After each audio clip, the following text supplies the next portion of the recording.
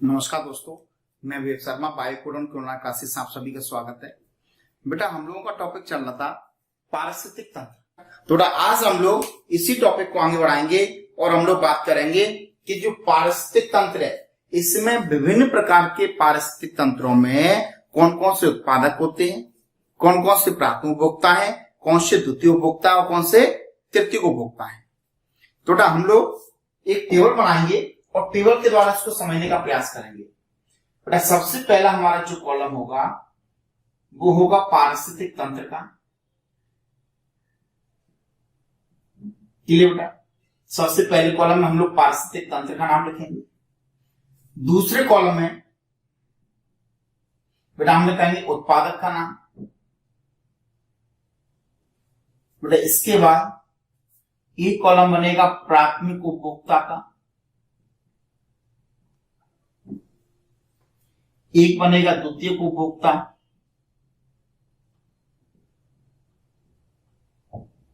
और एक कॉलम अपना बनेगा तृतीय उपभोक्ता। ये तीन कॉलम बेटा अपन को लेके चलने हैं। पारिस्थितिक तंत्र, उसका उत्पादक, प्राथमिक उपभोक्ता, द्वितीय एवं तृतीय उपभोक्ता के बारे में। पारिस्थितिक तंत्र में पहला प्रकार हम लिखेंगे वन का पारिस्थितिक तंत्र। वन का पारिस्थितिक तंत्र, इसके बारे में बेटा हम लोग बात करेंगे। अब देखो थोड़ा, वन का पारिस्थितिक तंत्र है तो उत्पादक में कौन आते हैं? पेड़ पौधे। अब जो वन का पारिस्थितिक तंत्र है, इसमें मेनली उत्पादक में कौन होंगे? वन के पेड़ पौधे होंगे। ठीक है क्या? जिसमें हम लोग नाम लिखते हैं उष्णकटिबंधीय पर्णपाती वन। जैसे एग्जांपल क्या है? उष्णकटिबंधीय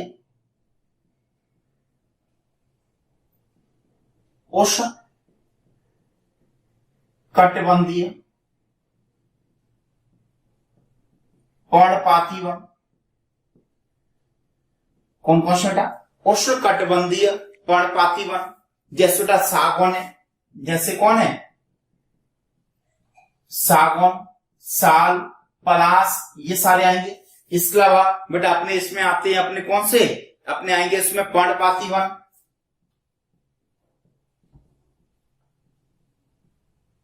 इसके अलावा शीतोष्ण वन, शीतोष्ण वन, ये सभी प्रकार के जो वन हैं, ये सब किसमें आएंगे? अपने उत्पादक में आएंगे। तो वन का पारिस्थितिक तंत्र, इसमें उष्णकटिबंधीय पर्णपाती वन, पर्णपाती वन और शीतोष्ण वन, ये सब आ जाएंगे। अगर हम लोग वन के अंदर प्राथमिक उपभोक्ता की बात करें तो प्राथमिक उपभोक्ता कौन होगा? बेटा चींटियां हो सकती हैं, बेटा वन के अंदर गिलहरी हो सकती है,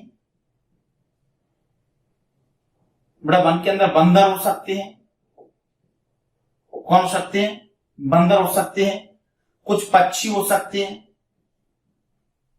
क्लियर बेटा? पक्षियों जैसे तोता भी हो सकता है, तोता भी तो जंगल के अंदर रहते हैं। क्लियर बेटा? इतनी सी बात, कहीं कोई दिक्कत? इसके अलावा लीफ हॉपर हो सकता है, लीफ हॉपर। इसके अलावा बेटा अपना टिड्डा आ जाएगा। इसमें टिड्डे को बेटा घास मैदान में रख लेंगे मेनली। इसमें अपना हाथी आ जाएगा। कौन आ जाएगा? हाथी, नील गाय। ये जो सारे एग्जाम्पल है, ये सब अपन किस पर रखेंगे? प्राथमिक उपभोक्ता के अंदर। किस पर रखेंगे बेटा? सारे एग्जाम्पलों को हम लोग प्राथमिक उपभोक्ता याद कर लेना है। चींटियां हो सकती है, गिलहरी हो सकती है, बंदर हो सकता है, पक्षी जैसे तोता वगैरह हो सकते हैं, लीफ हॉपर हो सकता है, हाथी हो सकता है, नीलगाय हो सकती है, उड़ने वाली लोमड़ियां भी होती है, हिरन हो सकता है, हिरन है, फ्लाइंग फ्लॉक्स होती है, उड़ने वाली लोमड़ियां भी होती हैं। ये सारे एग्जाम्पल हमारे किस में आएंगे? प्राथमिक उपभोक्ता के अंतर्गत आते हैं। दूसरा बेटा हम लोग को याद रखना है द्वितीय उपभोक्ता। द्वितीय उपभोक्ता में कौन आएंगे? इसमें आप बेटा सांप आते हैं, सांप, मांसाहारी पक्षी, लोमड़ी, भेड़िया, ये सब अपने किसमें आएंगे?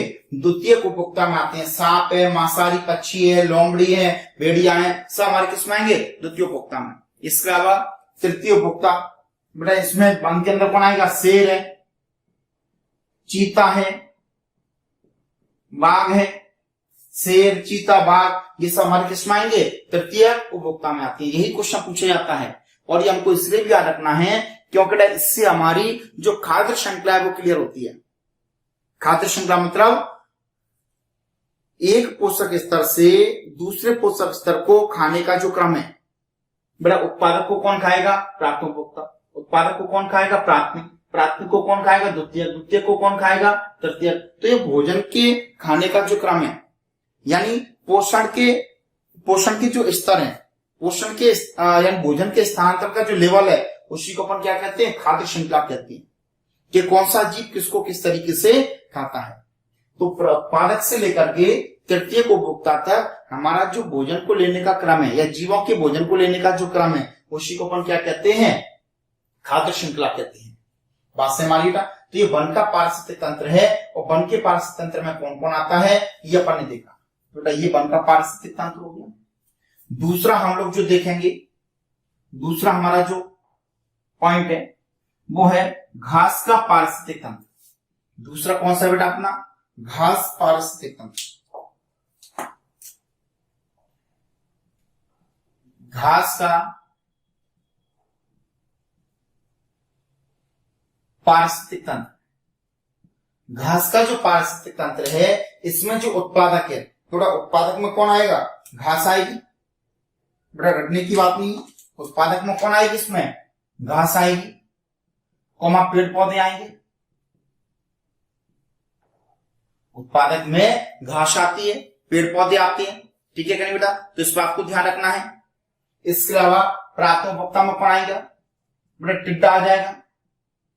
कौन आएगा, टिड्डा है, गिलहरी है, ठीक है क्या नहीं, ये बेटा किसमें आएंगे, अपने प्राथमिक उपभोक्ता में आ जाएंगे। किसमें आएंगे, प्राथमिक उपभोक्ता में। द्वितीय में कौन आ जाएगा बेटा, मेढक है, सांप है, क्लियर बेटा, मेढक, सांप, कुत्ता, बिल्ली, ये सब किसमें आ जाएंगे, अपने द्वितीय उपभोक्ता में।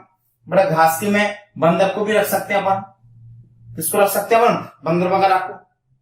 मतलब तृतीय में कौन आएंगे, मोर आ जाएगी, बाज आ जाएगा, ठीक है क्या नहीं, ये सारे किसमें आ जाएंगे, अपने तृतीय उपभोक्ता में आ जाएंगे। किसमें आएंगे, अपने तृतीय उपभोक्ता में। तो इन बातों को आपको ध्यान रखना है, ठीक है क्या नहीं। अगर इतनी बातें आपको याद रख जाए तो अपना काम चल जाएगा, ठीक है क्या नहीं। लोमड़ी भेड़िया को भी अपन इसमें रख सकते हैं। लोमड़ी भेड़िया अपने वन में तो आते हैं, साथ में अपने घास के मैदान में भी आ सकते हैं। क्लियर है इतनी सी बात, कहीं कोई दिक्कत तो नहीं। बाज है, मोर है, ये अपने सब किसमें आ जाएंगे, अपने तृतीय उपभोक्ता में आ जाएंगे, बाज, मोर वगैरह। अब तीसरा वर्ड अपन को देखना है, तीसरा अपन देखेंगे तालाब का पारिस्थितिक तंत्र। तालाब का पारिस्थितिक तंत्र, तालाब के पारिस्थितिक तंत्र बेटा कौन आएंगे, शैवाल। उत्पादक में कौन आएंगे, शैवाल आएंगे, पादप प्लवक आएंगे एवं अन्य जलीय पौधे जैसे जलकुंभी वगैरह आ जाएगा। जलकुंभी है ना, पिस्टिया वगैरह है,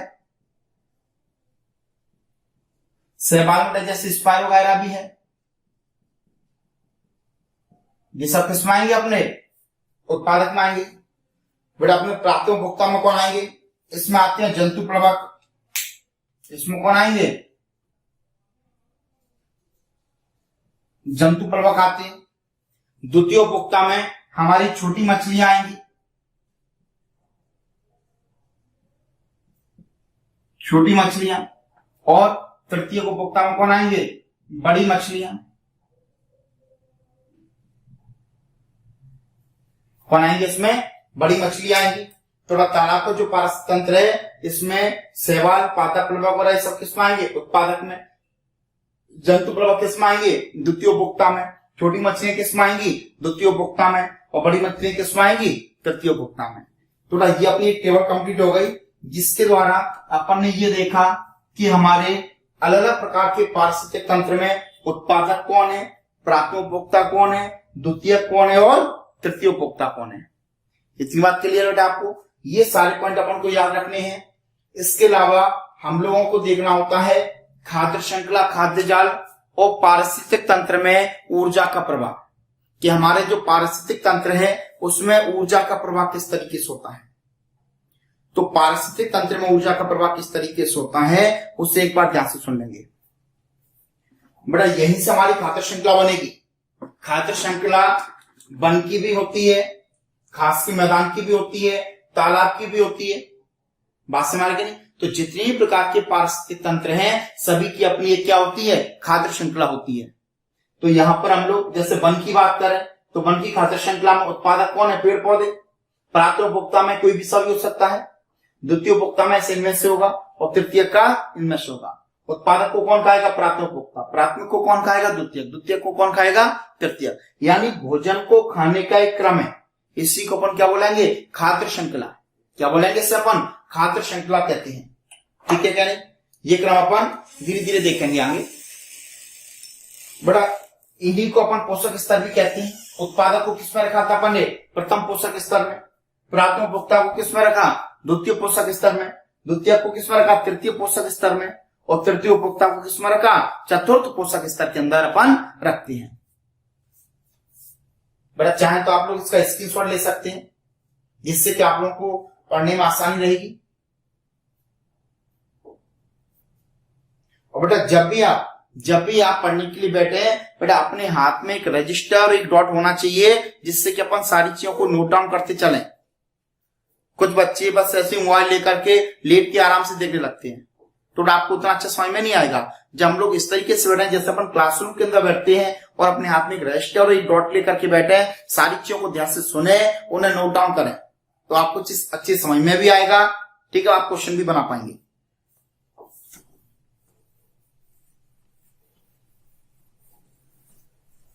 बेटा अब हम लोग बात करेंगे पारिस्थितिक तंत्र में ऊर्जा का प्रवाह कैसे होता है।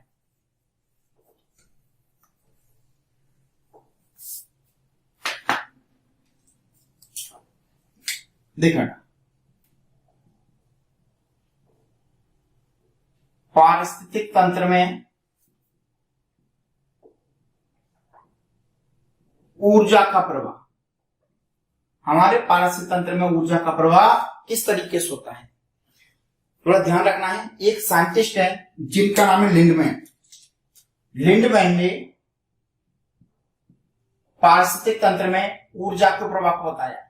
इन्होंने ऊर्जा के प्रवाह का 10% का नियम दिया। लिंडमैन के द्वारा ऊर्जा प्रवाह का 10% का नियम दिया गया। बहुत ही ज्यादा इंपोर्टेंट क्वेश्चन है, ध्यान रखना है आपको। पारिस्थितिक तंत्र में ऊर्जा का प्रवाह लिंडमैन के 10% यानी 10% लॉ के अकॉर्डिंग होता है। इन्होंने क्या बोला कि एक पोषक स्तर से दूसरे पोषक स्तर में केवल और केवल 10% एनर्जी का क्या होता है, स्थानांतरण होता है। बात से हमारी किस तरीके से, जैसे देखो ध्यान से, अपना उत्पादक होता है, ये अपना उत्पादक है। उत्पादक को एनर्जी कहां से मिलती है, सन के द्वारा।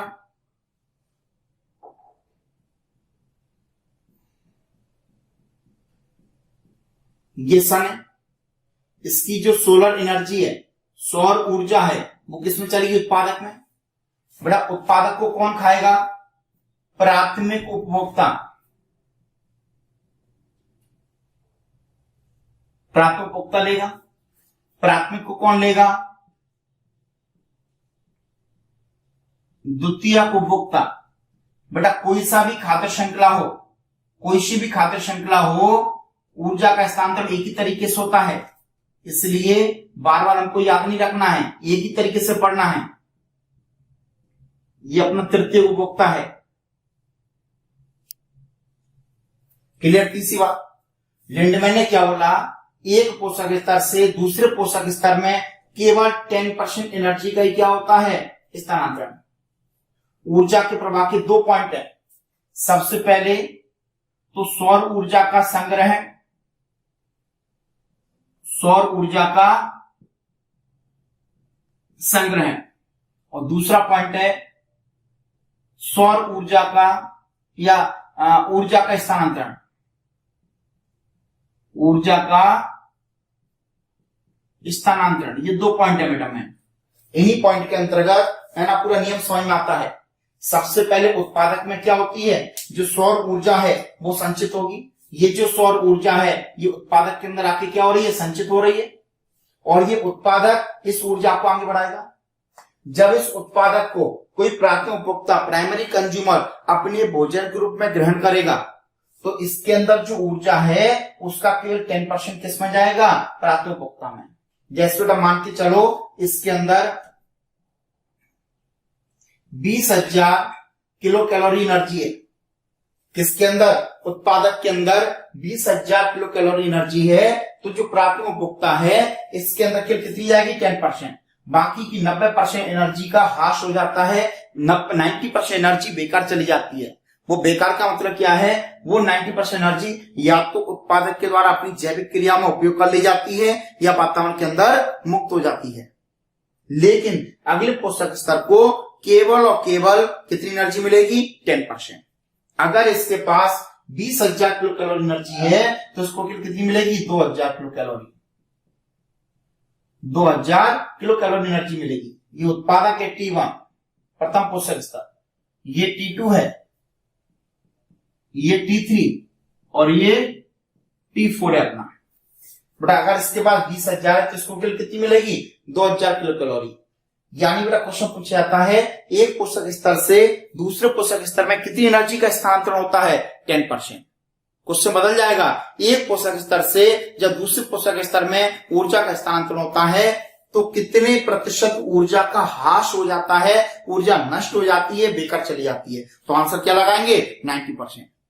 क्वेश्चन दोनों ही तरीके से एग्जाम में आ चुका है, इसलिए आप लोगों को चीजों को अच्छे से ध्यान रखना है कि उसकी भाषा क्या बोल रही है, शब्दों पर ध्यान देते हुए ही आंसर लगाना है, नहीं तो एक एक शब्द से आंसर गलत हो जाते हैं। तो इसमें अगर 20,000 किलो कैलोरी एनर्जी है तो इसमें कितनी जाएगी, 2,000। बड़ा जब प्राथमिक उपभोक्ता को द्वितीयक अपने भोजन के रूप में यूज करेगा तो इसमें कितनी जाएगी, 10% जाएगी। मतलब 2,000 की केवल 200 कैलोरी एनर्जी स्थानांतरित होगी। बड़ा द्वितीयक को जब तृतीयक लेगा तो इसमें भी कितनी एनर्जी आएगी, 10% जाएगी। यानी अगर इसमें 200 किलो कैलोरी एनर्जी है तो इसमें कितनी जाएगी, 20 किलो कैलोरी एनर्जी का ही क्या होगा, स्थानांतरण होगा। बात समझ में आ रही इतनी आपको। यानी एक पोषक स्तर से दूसरे पोषक स्तर में केवल 10% एनर्जी का ही क्या हो रहा है, स्थानांतरण हो रहा है। इतनी बातों को अपन को अच्छे से याद रखना है। ये क्वेश्चन बहुत ज्यादा इंपॉर्टेंट है, पूछे जाते हैं। क्लियर है बेटा, इतनी सी बात। अगर कहीं आपको कोई दिक्कत लगे तो आपको बताना है, अपने पास तक नहीं रखना है क्वेरीज को, है ना। तो ये अपन ने देखा कि पारिस्थितिक तंत्र में ऊर्जा का प्रवाह किस तरीके से होता है, ठीक है क्या नहीं। बेटा ये अपना उत्पादक है, इसमें 20,000 किलो कैलोरी एनर्जी है। इसको जब प्राथमिक उपभोक्ता ने लिया तो इसके अंदर के कितनी की 10%, 2,000। इसको किसने लिया, द्वितीयक ने, इसमें कितनी की 200, और द्वितीयक को किसने लिया, तृतीयक ने, यानी कितनी की 20 किलो कैलोरी। यानी एक पोषक स्तर से दूसरे पोषक स्तर में एनर्जी क्या होती जा रही है, कम होती जा रही है। ये देखो इस तरीके से एनर्जी क्या होती जा रही है, कम होती चली जा रही है। अगर इसको हम एक पिरामिड के रूप में व्यक्त करें तो हमको इसका कैसा पिरामिड मिलेगा, सीधा पिरामिड मिलेगा। कैसा पिरामिड मिलेगा, सीधा मिलेगा। इसी को कहते हैं कि पारिस्थितिक तंत्र में ऊर्जा के प्रवाह का जो पिरामिड बनता है वो पिरामिड हमेशा कैसा बनेगा, हमेशा ही कैसा बनेगा, सीधा बनेगा। पारिस्थितिक तंत्र में ऊर्जा के प्रवाह का जो पिरामिड बनता है ये पिरामिड हमेशा ही कैसा बनता है, सीधा बनता है। क्लियर है तीसरी बात। अब बेटा हम लोग आगे इसी के ऊपर चर्चा करेंगे कि पारिस्थितिक पिरामिड क्या होते हैं, ये किस तरीके से बनते हैं। उसके बाद हम लोग बात करेंगे खाद्य श्रृंखला और खाद्य जाल की। थोड़ा इसका आप लोग स्क्रीनशॉट ले लें, पारिस्थितिक तंत्र में ऊर्जा का प्रभाव, जिससे आप लोगों को पढ़ने में कोई तकलीफ ना हो।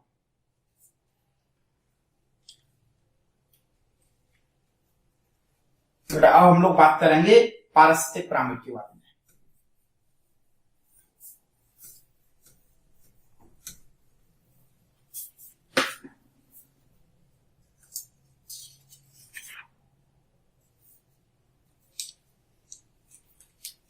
हम लोगों के टॉपिक का नाम है पारिस्थितिक पिरामिड।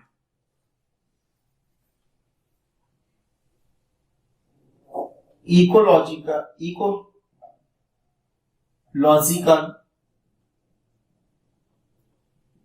पिरामिड्स। इकोलॉजिकल पिरामिड पारिस्थितिक पिरामिड्स कहते हैं। बेटा इसके बारे में बात करेंगे। तो पिरामिड का मतलब क्या है, पहले शब्द का मतलब समझें। पारिस्थितिक पिरामिड हमारे पारिस्थितिक तंत्र के अंदर देखो बेटा उत्पादक होते हैं, प्राथमिक उपभोक्ता होते हैं, द्वितीयक उपभोक्ता होते हैं, तृतीयक उपभोक्ता होते हैं। जब हम इन सभी को उत्पादक से लेकर के तृतीयक उपभोक्ता तक सभी को अगर हम लोग इनकी संख्या के आधार पर, इनके जैव भार के आधार पर, बात समझ में नहीं, इनकी संख्या के आधार पर, जैव भार के आधार पर या ऊर्जा के आधार पर जब अपन इनको व्यवस्थित करते हैं तो हमको एक पिरामिड के आकार की आकृति प्राप्त होती है। एक पिरामिड के आकार की आकृति प्राप्त होती है। इसी आकृति को कहते हैं हम लोग पारिस्थितिक पिरामिड।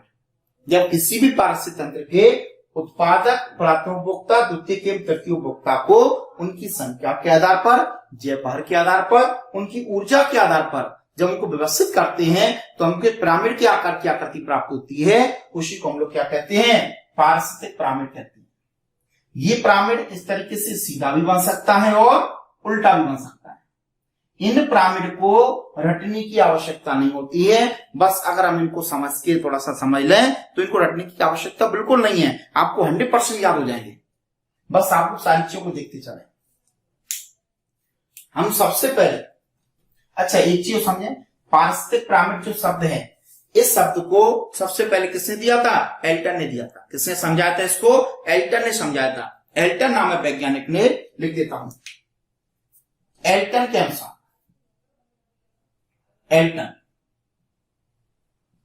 एल्टन के अनुसार पारिस्थितिक जो पिरामिड है उनको हमने 3 कैटेगरी में बांटा है। कितनी कैटेगरी में, 3 कैटेगरी में। पहला है संख्या के आधार पर, दूसरा है जैव भार के आधार पर, और तीसरा कौन सा है, ऊर्जा के आधार पर। हमने 3 तरीके से इनको डिवाइड किया। किसके अनुसार, वैज्ञानिक एल्टन के अनुसार। ठीक है, कहें पारिस्थितिक पिरामिड का एक नाम और भी है, पारिस्थितिक स्तूप भी कहते हैं इसको, पारिस्थितिक स्तूप भी कहते हैं। अब ध्यान से देखें, सबसे पहले हम लोग बात करेंगे संख्या के आधार पर। संख्या के आधार पर समझ के इनको देखना है बेटा, इनको रटना नहीं है, समझ के याद करना है। संख्या के आधार पर जैसे बेटा अपन 2 प्रकार का पिरामिड बना देते हैं।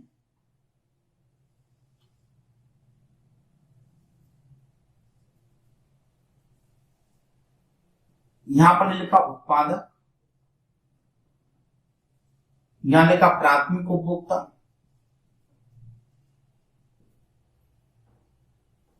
यहां पर लिखा द्वितीयक उपभोक्ता,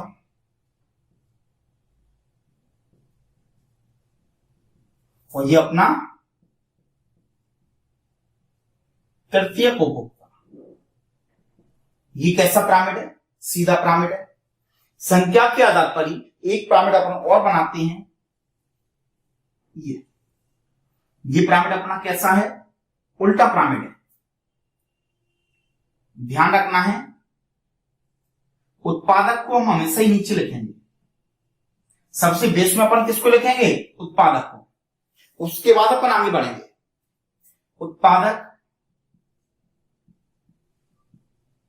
प्राथमिक उपभोक्ता, ये द्वितीयक उपभोक्ता, और ये कौन सा अपना तृतीयक उपभोक्ता। ध्यान रखना बेटा, उत्पादों का मतलब सबसे नीचे लिखेंगे, उसके बाद अपन आगे की तरफ बढ़ते चलेंगे।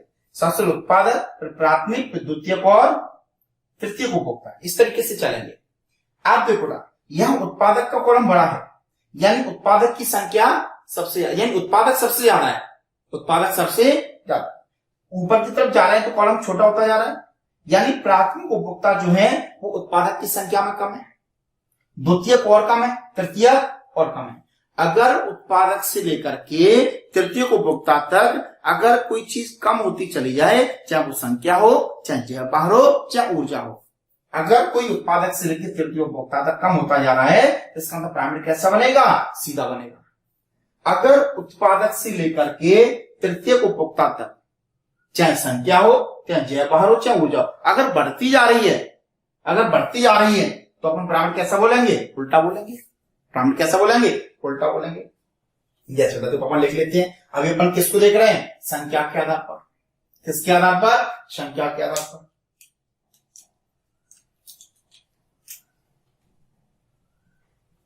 अपन क्या लिखेंगे इसके नीचे? संख्या के आधार पर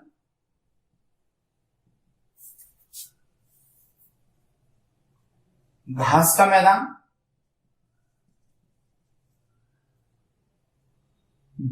घास का मैदान, इसके अलावा वन, कोमा खेत, कोमा तालाब के पारिस्थितिक तंत्र का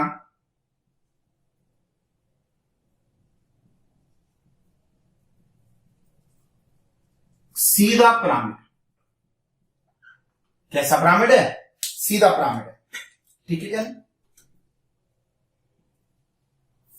ध्यान रखना बेटा। संख्या के आधार पर घास के मैदान का, वन का, खेत का, तालाब का, इन सब का पिरामिड कैसा है? हमेशा सीधा बनेगा। कैसा बनेगा पिरामिड? सीधा। कैसे? मैं सबको समझा देता हूं। आपसे क्वेश्चन क्या पूछा जाता है एग्जाम में कि संख्या के आधार पर तालाब के पारिस्थितिक तंत्र का पिरामिड होगा। आपको 4 ऑप्शन दिए होंगे। सही आंसर क्या होगा? सीधा होगा। कैसा होगा पिरामिड? सीधा होगा। सीधा पिरामिड बनेगा। ठीक है क्या नहीं? यहां भी लिख देते हैं।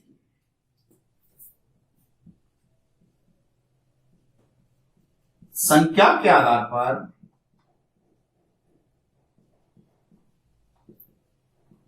वृक्ष के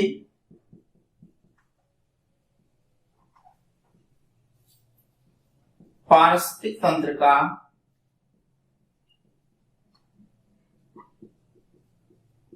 उल्टा पिरामिड। कैसा पिरामिड है ये? उल्टा पिरामिड। पिरामिड कैसा है इसका? उल्टा है। अब देखो ध्यान से किस तरीके से होता। संख्या के आधार पर घास के मैदान का। अब थोड़ा सा सोचने वाली बात है। अब घास के मैदान में उत्पादक कौन है? घास। तो घास के जो पेड़ पौधे उनकी संख्या ज्यादा होगी। अब घास को कौन खाएगा? टिड्डा खाएगा। टिड्डे को कौन खाएगा? मेढक। मेढक को सांप, सांप को मोर, बाज, इस तरीके से खाते चले जाएंगे। तो जो घास के मैदान में घास की संख्या ज्यादा होगी कि टिड्डे की? घास की संख्या ज्यादा होगी। घास को खाने वाले टिड्डे यानी प्राथमिक उपभोक्ता, उनकी संख्या और कम होगी। टिड्डे को खाने वाले मेढक, मेढक को खाने वाले सांप वगैरह, इनकी संख्या क्या होगी? और कम होगी। सांप को खाने वाले बाज, उनकी संख्या और कम होगी। मतलब घास के मैदान में अगर आप थोड़ा सा दिमाग से सोचे तो उत्पादक से लेके तृतीय उपभोक्ता तक संख्या क्या हो रही? कम होगी कि ज्यादा? संख्या कम होगी। संख्या कम होगी तो पिरामिड कैसा बनेगा? सीधा बनेगा। सेम ऐसी वन में सोचें। वन के अंदर पेड़ पौधे ज्यादा होंगे, शेर ज्यादा होंगे? वन के अंदर पेड़ पौधे ज्यादा होंगे कि उसमें लोमड़ी, भेड़िया, ये सब ज्यादा होंगे? बात से हमारी के नहीं? तो संख्या के आधार पर अगर अपन वन की बात करें तो वहां भी उत्पादक से लेकर तृतीय उपभोक्ता तक संख्या क्या हो रही है? घटती चली जा रही है। तो उनका भी पिरामिड कैसा बनेगा? हमेशा ही सीधा बनेगा। सेम इस प्रकार से तालाब में देखो। तालाब में शैवालों की संख्या ज्यादा होगी कि मछलियों की संख्या? शैवाल की संख्या ज्यादा होगी, मछलियों की संख्या कम होगी। तो उत्पादक से लेकर के तृतीय उपभोक्ता तक संख्या हमेशा क्या होगी? कम होगी। इसलिए पिरामिड कैसा बनेगा? सबका सीधा बनेगा। इनको रटना नहीं है। आपसे कोई सी भी अगर नया एग्जाम्पल पूछा जाए तब भी आपको बता देना है कि पिरामिड को रटने का कोई काम नहीं। अब संख्या के आधार पर बात करें वृक्ष की। किसकी बात करें? जब हम वृक्ष की बात करें तो वृक्ष तो एक ही है ना। वृक्ष के ऊपर जो छोटे छोटे कीड़े मकोड़े होंगे उनकी संख्या ज्यादा होगी। 25 तो और भी ज्यादा आके बैठेंगे तो उनकी संख्या और ज्यादा होगी। यानी उत्पादक से लेकर के अगर अपन प्राथमिक द्वितीय तृतीय उपभोक्ता की तरफ बढ़ेंगे तो संख्या हमेशा क्या होती जाएगी, कम होती बढ़ती चली जाएगी। तो जब संख्या बढ़ेगी तो पिरामिड कैसा बनेगा, उल्टा बनेगा। अगर संख्या बढ़ती जा रही है तो पिरामिड कैसा बनेगा, उल्टा बनेगा। बात समझ आ गई। ये अपनी किसके आधार पर देगा, संख्या के आधार पर। तो इनको रटना नहीं है और आप समझ के पढ़ोगे तो आपको सारी चीजें याद हो जाएंगी। अगर आपको कहीं भी कोई दिक्कत लगती है तो आप लोग कमेंट्स बॉक्स में जरूर बताएं। बेटा ये तो देखा अपने संख्या के आधार पर, इसका स्क्रीनशॉट ले लो बेटा आप लोग। अपन बात करेंगे इसके बाद जैव भार के आधार पर कि जैव भार के आधार पर जो पिरामिड है वो कैसा बनता है। ज्यादा कुछ रटना नहीं है, बिल्कुल सेम ऐसा ही है। यहां संख्या की जगह बेटा हम लोग करेंगे जैव भार।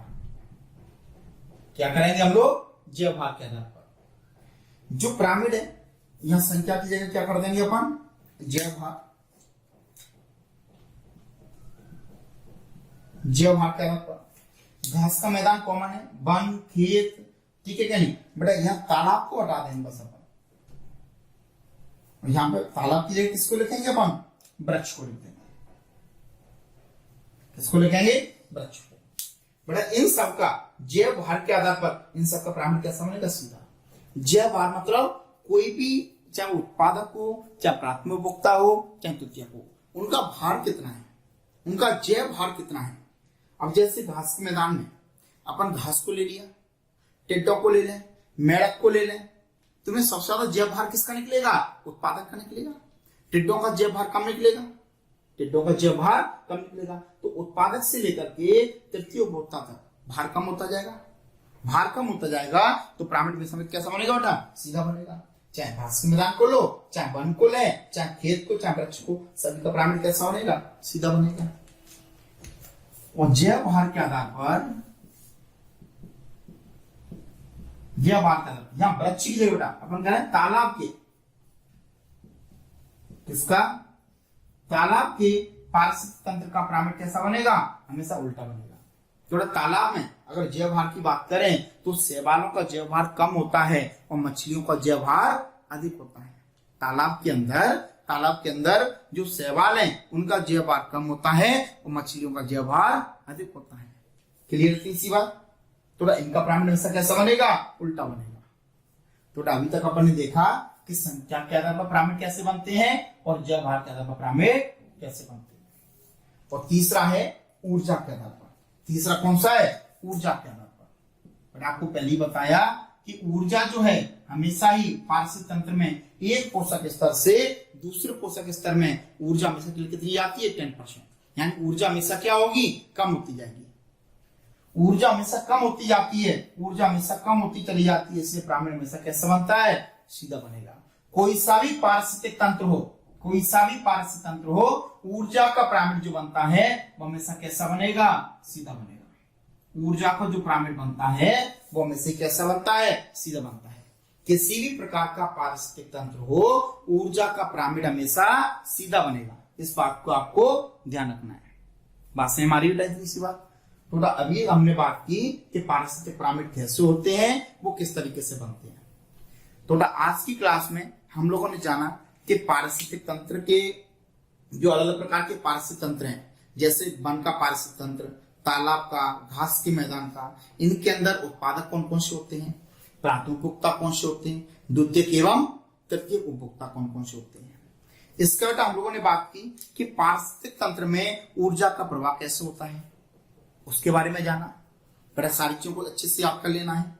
बट इसके बाद अभी हम लोगों ने बात की कि पारिस्थितिक पिरामिड किस तरीके से बनते हैं। बेटा उम्मीद करते हैं कि आपको यहाँ तक की सारी कहानी समझ में आ गई होगी।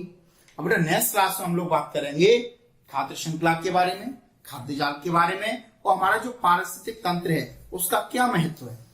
इन सभी चीजों के बारे में हम लोग नेक्स्ट क्लास में बात करेंगे। ठीक है बेटा, आप सारी चीजों को पढ़ते रहें। जहां भी आपको दिक्कत लगे थोड़ा कमेंट्स बॉक्स में बताएं कि सर हमको कोई चीज समझ में नहीं आई, जिससे क्लास स्टार्ट करने से पहले आपको इन चीजों की फिर से रिवाइज करवा सके। ठीक है बेटा, अगर बेटा आपको चैनल पसंद आया हो तो चैनल को बेटा प्लीज शेयर करें, सब्सक्राइब करें, लाइक करें, और बेटा अपने साथियों को भी है ना इस चैनल को थोड़ा सा भेजें, जिससे कि वो लोग भी इसका फायदा ले सकें। ठीक है बेटा, ओके, धन्यवाद।